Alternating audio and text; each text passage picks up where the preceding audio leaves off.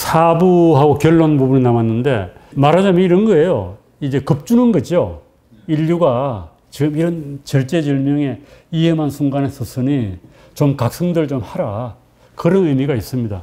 이게 다 이렇게 얘기하는 거예요. 역사의 갈림길에 서는지 안 서는지 모르죠. 근데 이분들이 보기에는 민주주의적 시장경제가 망하면 인류가 망한다. 이렇게 보는 것 같아요. 망한다는 얘기가 인류가 사라진다는 얘기가 아니고 현재처럼 그렇게 인간적으로 못 산다 이런 의미가 아닌가 싶습니다. 그래서 현재 거대한 변화가 일어나고 있다. 민주주의적 자본주의가 침식되고 정치 경제를 조직하는 방식으로 선동적 독재적 전체주의적 자본주의가 경쟁적으로 부상하고 있다. 그래서 이런 위기의식이 별로 없죠, 보통 사람들은. 근데 이분은 의식이 있는 것 같습니다. 이제 미국의 트럼프가 등장하고 중국이 등장한다. 그래서 미국이나 영국의 유럽의 지성인들에게는 그 중국의 등장이 상당히 충격적인 것 같아요. 그래서 각성해야 된다. 각성해야 된다. 우리가 해야 할 일이 뭐냐? 자유, 평화, 협력을 지속화시켜야 한다. 그렇게 하려고 하면 권위주의, 부족주의, 건시안적인 것 추방해야 된다. 여러 가지 이제 대안들을 이제 앞에 얘기했던 건 반복적이죠. 자국의 활력을 유지하면서 다른 나라와 우호적 관계를 유지해야 된다. 이것도 맞는 얘기죠. 국제관계가 중요해진 겁니다. 글로벌 민주주의를 수호해야 된다. 그 다음에 중국과의 관계에서는 파괴적 갈등을 피해야 된다고 얘기를 해요. 경쟁은 해야 되고 협력을 해야 되고 대립은 있을 수 있지만은 여기에서 이게 파국적으로 가면 안 된다. 그래서 중국에 대해서 상당한 정도의 이 얘기를 많이 하고 있습니다. 그러니까 중국이 시진핑 주석이 장기 집권으로 들어간 거하고 그 다음에는 그 소수민족들 억압하는 거 서방 국가에서 보게 되면 상당히 나쁘고 위협적인 요소가 아닌가 하는 생각이 듭니다. 그래서 미국이 해야 할 일이 뭔가 덕인 진보라고 하는 그 논문을 쓴 사람이 주장하는 겁니다. 중국의 세계 지배 시도라는 위협에 맞서서 미국의 중요한 이해관계를 방어해야 된다. 군사적으로 우위를 유지해야 된다. 그러면서도 파트너십, 동맹국가 파트너십을 유지하고 기후변화와 같은 공동 글로벌 위험에 대처해야 한다. 이건 지금 트럼프가 반대하는 거예요. 동맹관계 파괴하고 기후변화에 별로 관심이 없다 트럼프가. 그런 전제가 들어간 거죠. 울프의 입장은 덕인 진보의 입장, 앞에 얘기한 거예요. 이건 바람직하지만 실현 가능성이 약하다. 중국은 소련하고 다르다 이런 얘기를 합니다. 소련 보듯이 중국을 보면 안 된다는 거예요. 더욱더 강력하다. 그러나 소련처럼 자기 이데올로기를 해외에다가 전파하려고 하지는 않는다. 그리고 중국 경제는 소련과 달리 세계와 고도로 통합되어 있다. 그리고 중국은 특히 신흥국과 개발도상국 사이에서 위상이 크게 높아졌다. 중국이 돈 많이 투자하잖아요. 그런데 미국은 위상이 바뀌었다는 겁니다. 옛날하고 비교해서 여러 측면에서 다 못해진 거예요. 도덕성도 쇠퇴했고 경쟁력도 쇠퇴했고 상식, 품위, 신뢰성 쇠퇴했다 미국이. 그래서 옛날 미국이 아니다 이런 얘기를 하고 있습니다. 그래서 중국과의 관계는 뭐 협력 관계를 유지해야 된다. 우선 동맹국들 자유민주주의라고 하는 인권이라고 하는 것을 찬성하는 동맹국들 사이에서 연대를 긴밀하게 해야 된다. 서로 도와야 된다. 이런 얘기를 우선 하고 두 번째로는 투기대서 함정에 빠져서는 안 된다는 겁니다. 그래서 중국하고 관계를 찾아야 된다는 거죠. 신흥 강대국과 기존 강대국이 충돌로 가서는 안 된다는 거예요. 그러니까 대장이 둘이 있을 수 없다는 거거든요. 투기대서 함정이. 세계적으로 똑같은 거예요. 이 상호 파괴적으로 가서는 안 된다. 호혜적 상호 의존성을 촉진해야 되고 그 다음에 글로벌 공동 가져야 되는 협력을 신중히 해야 된다. 그 다음에 신중하게 설계된 당근과 채찍을 사용해야 된다. 이게 앞에 신중하게 설계했다는 건 붙어 있어요. 그리고 자유민주 국가들이 해야 될 일을 쭉 나열하고 있습니다. 뭐 서로 협력하라는 거예요. 자신의 가치 동맹을 맺어야 된다. 중국과 공동으로 방어, 대책을 세워야 된다. 소련식으로 안 된다는 겁니다. 새로운 어떤 거버넌트를 창출해야 된다. 이런 얘기하고. 그래서 그 다음에 이제 결론으로 넘어가면은 지금까지 한 얘기들 쭉 한 얘기들을 마지막으로 정리하고 있습니다. 첫 시간에 얘기했던 민주주의와 경쟁적 자본주의. 울프는 민주주의적 자본주의라고 불렀죠. 민주적 자본주의, 민주적 시장경제 같은 말입니다. 상호 보완적 대립물이다. 이게 재밌는 표현이죠. 보완 관계에 있으면 대립하지 말아야 되는데 원리적으로는 두 개가 대립해요. 그렇지만은 서로는 보완 관계다. 그래 버릴 수 없는 거죠. 한쪽을 칠 수가 없습니다. 그래서 상호 보완적 대립물이다. 그래서 균형이 중요하다. 강자의 변덕이 하는 신뢰할 수 있는 규칙에 따라 운영되는 시장 경제를 만들어야 한다. 그 다음에 이제 정치적, 경쟁적 민주주의는 경제 성과와 국민 복지를 향상시킬 수 있는 정책을 넣고 서로 경쟁해야 된다. 뭐 이렇게 돼야 되는데 이게 잘 안 되고 있는 거죠. 그리고 결함의 도덕적 의미. 두 개가 합쳐야 된다고 그랬잖아요. 실용적 의미는 이런 겁니다. 경제가 번영하고 기대 수명이 연장되고 교육 수준이 향상됐다. 우리가 어떤 제도나 시스템이 좋다 나쁘다 할 때 뭘 보고 판단하냐 이거죠. 그때는 이제 되게 실용적 의미를 많이 이용해요. 잘 먹고 오래 산다는 거예요, 결국은. 이게 실용적입니다. 두 번째로는 이제 도덕적 의미는 인간의 주체성이 가지는 가치에 대한 믿음, 즉 인간의 권리를 보장하고 공적 의사 결정에 목소리를 낼 수가 있다 해서 주로 인간적 권리를 보장해 준다. 이거는 실용적이라고 상관없잖아요. 그래서 인간의 어떤 소중한 가치를 뒷받침해 주고 결국 이게 두 개가 인간의 자유와 존엄성이라고 하는 것을 잘 신장시켜 준다. 자유와 존엄성 이거는 어떻게 보면은 경제적 가치는 아니죠. 도구적 가치가 아니라는 거예요. 우리가 오래 산다든지 우리를 잘 살게 한다든지 좋은 교육을 받게 이런 것하고 상관없이 그것 자체로서의 가치가 있다. 자유와 존엄성. 그걸 우리가 본질적 가치라고 얘기를 하면 칸트가 주로 얘기한 거예요. 수단적 가치와 목적적 가치, 인트런식 밸류라고 그러는데 본질적 가치, 본유적 가치 이렇게 얘기합니다. 그러니까 그거는 다른 무엇을 위해서 좋기 때문에 좋다라고 하는 도구적 가치가 아니라 그것 자체로 좋다는 거예요. 인간이 우리가 그렇게 얘기하잖아요. 인간은 존엄하다고 할 때 왜 존엄해 그러면 그냥 존엄한 거야. 존엄성을 인정해야지 나라가 부강해야지 이런 거 없잖아요. 존엄성을 인정해야지 돈벌이야 이런 거 없잖아요. 그래서 가치를 두 가지로 나눕니다. 수단적 가치는 도구적 가치고 본질적 가치는 그것 자체로서 가치가 있다. 칸트가 이제 인간의 존엄성 얘기했을 때 많이 한 얘기고 이제 울퍼는 그걸 갖다가 실용적 의미와 도덕적 의미로 나누어서 얘기를 했습니다. 민주의 작동을 이건 뭐 고등학교 수준의 교과서에도 나오는 얘기입니다. 선거가 공정해야 된다. 뭐 이런 얘기하고. 취약한 결합과 균형. 개인과 이거 어려운 거죠. 다 서로 대립하는 거죠. 개인과 공동체, 사적인 것과 공적인 것, 자유와 책임, 경제와 정치, 돈과 윤리, 엘리트와 민중, 시민권자와 비시민권자. 이 균형을 유지해야 된다는 거예요. 아직 우리나라는 뭐 이 시민권자, 비시민권자의 관계가 그렇게 복잡하지 않은데 미국은 그렇죠. 많은 사람들이 미국에 살잖아요. 우리 영주권자라고 얘기합니까? 미국 보면 그런 것 같아요. 시민권자가 있고 영주권자가 있고 단기 체류자들이 있고 이거 합법적이죠. 그다음에 불법 체류자가 많아요. 한국에 불법 체류자도 엄청 많다고 그래요. 그 사람들은 미국에 살면 아무 문제가 없어. 왔다 갔다 하지 못해. 그리고 범죄를 저지르면 추방이 됩니다. 미국 봐주는 거죠. 어느 정도. 위험에 처한 민주적 자본주의에서 앞에서 얘기한 반복적 얘기를 하고 있습니다. 기본 가치에 대한 기본 제도를 대해서 시민들이 신뢰를 안 하니까 선동가들이 등장한다는 거예요. 계속한 얘기입니다. 그래서 미국에서 공화당 계속 비판을 하고 있고 왜 위험에 처했냐 트럼프 얘기를 또 길게 하고 있어요.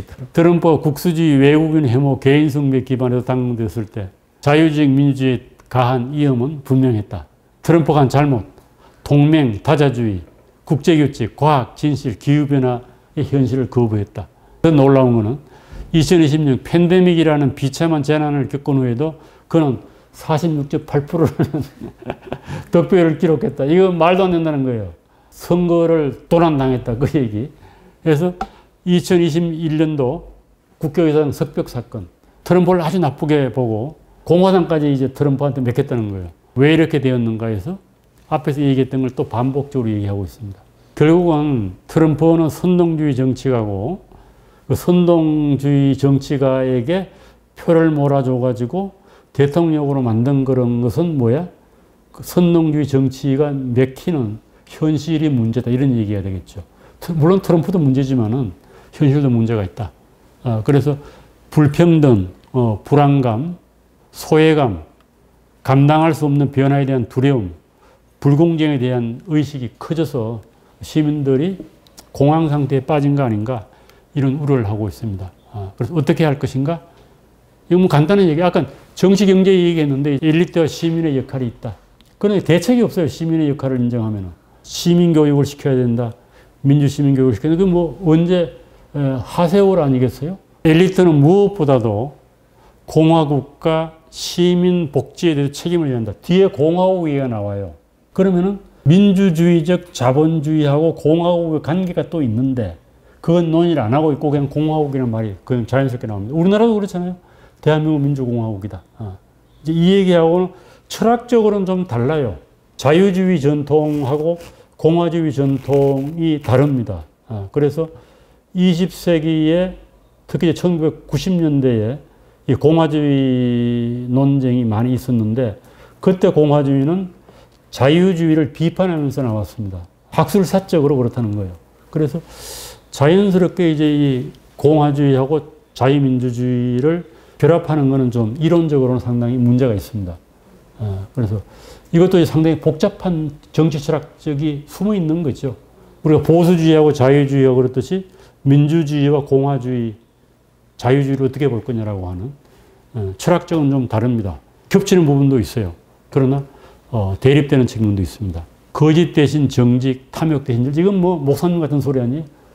이건 도덕주의자들이 하는 소리고. 그래서 뭐 도덕적인 개혁이 있어야 되고 이제 정치적인 개혁, 경제적인 개혁이 다 필요한데 이 부분은 주로 이제 도덕적으로 포인트를 좀 두는 것 같아요. 결국은 중국도 그렇게 강력한 적이 아니고 결국은 내부에 문제가 있다.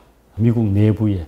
그래서 이거 재미나는 얘기하고 있습니다. 아리스토텔레스가 이 얘기했듯이 만족해하고 독립적인 중산층이 얼마나 존재하느냐에 달렸다. 이게 이제 균형을 잡아주는 세력이에요. 양극화는 중산층이 해체되는 거거든요. 아리스토텔레스가 말하는 중산층이 현대 중산층과 물론 개념이 다릅니다. 노예제 사회에서 중산층을 얘기했으니까. 결국 성공한 자, 냉소적인 자, 탐욕스러운 자에게 혜택이 돌아가서는 안 된다는 거예요. 오직 엘리트들이 자기 자신만을 위해 일한다면 독재 암흑 시대가 되돌아올 것이다. 그러니까 엘리트들이 공적 마인드를 가져라. 그리고 결국 그 다음에 시민들한테 하는 얘기예요. 시민성을 가져라. 시티즌십을 가져라. 이것도 이제 우리나라에서는 민주시민교육으로 많이 강조가 됐습니다만은 대단히 중요한 건데 사실은 대단히 힘들어요.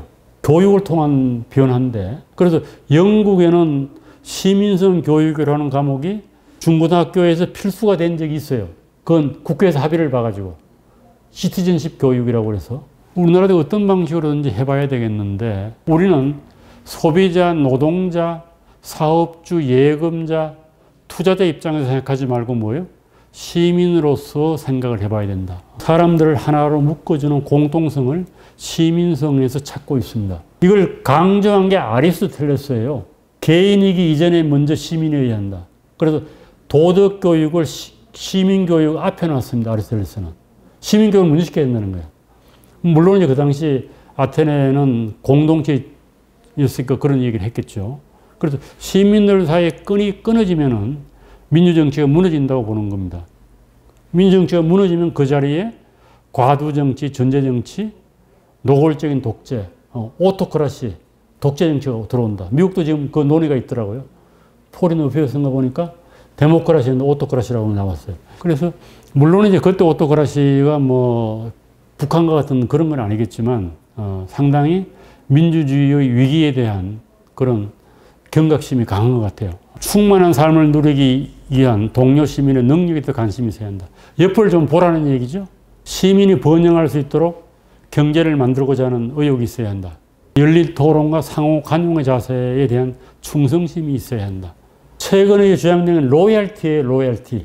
우리가 충성심 그러면 또 좋게 안 보잖아, 우리는. 애국심, 충성심이 우리 사회에서 상당히 왜곡돼 있죠.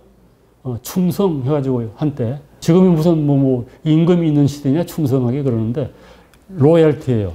자기 체제에 대해서 존중심을 가지고 위기에 처했을 때는 몸을 던지는 겁니다. 그런 사람이 많을수록 그 체제가 유지되겠죠. 미국은 상대적으로 그런 사람들이 많은 것 같아요. 그 대표적인 게 군인하고 경찰입니다.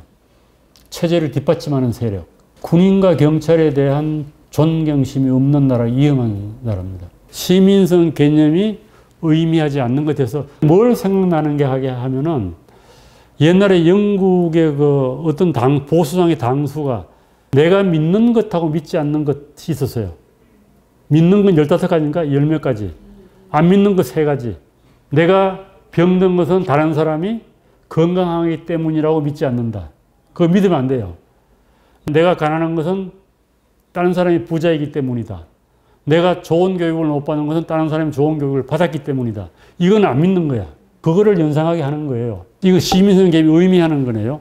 불운에 시달리더라도 번영하는 데 필요한 사회적 보장을 받아야 한다. 이거 시민이 이렇게 믿어야 된다는 거예요. 모든 시민은 신체적, 정신적 학대에서 벗어나기 위해서 필요한 보호를 받아야 한다.